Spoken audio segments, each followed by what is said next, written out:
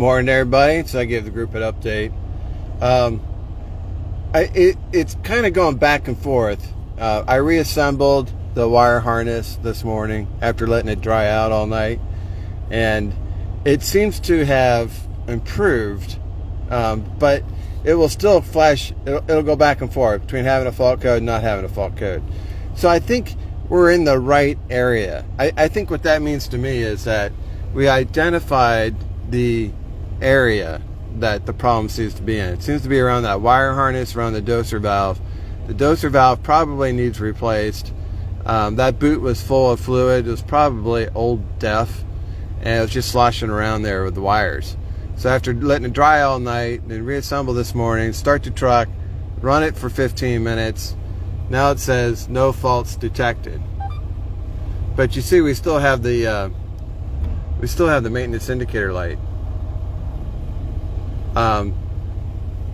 And the other thing is that the fault code does come back periodically, so it's still trying to work out the bugs. But we're 6.5 miles away from Freightliner. I think we will attempt at some point to drive to Freightliner today or tonight. They're closed today. They'll open tomorrow. The only other thing I would think about doing is a mobile mechanic, but I'll have to pursue that some more and see what I think about that. Some guys have suggested just buy the part from Freightliner and do it yourself. I kind of like the idea that Freightliner has the 1-year warranty. I really value that.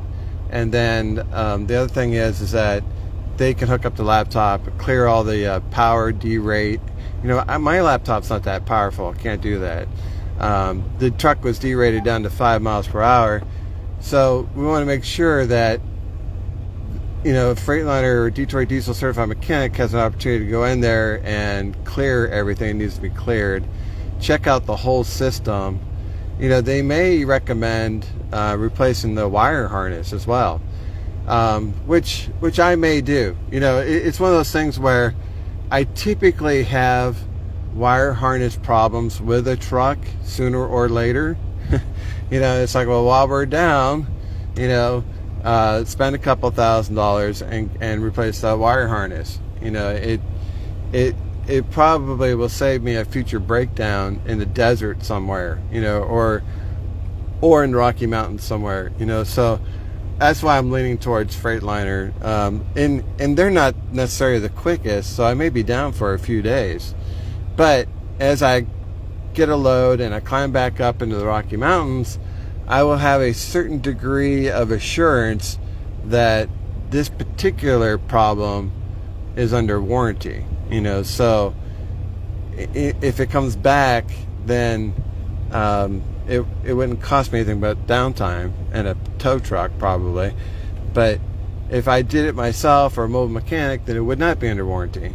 So I kind of like the idea of having the Detroit Diesel Certified Mechanic have it. That's my preference. Now, I get to Freightliner, they may say, well, the wait time is a week.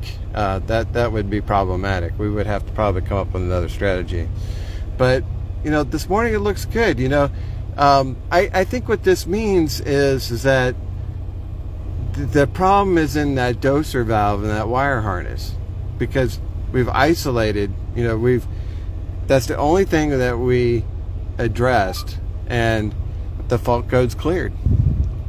Now, the fault codes may come back, but this morning they've cleared. And, it's one of those things where until you replace that doser valve, it probably will come back. It'll go away and come back, go away and come back, just never-ending problem. So that's the update for this morning. I think the next move is probably Freightliner. I'll have to give that some thought. I'll call around, see what mobile mechanics are available. If this is such a common problem, a good mobile mechanic would probably have a doser valve in stock if this is a very common problem with Freightliner. Alright guys, that's all I got for you. Thanks for watching. Stay on the internet.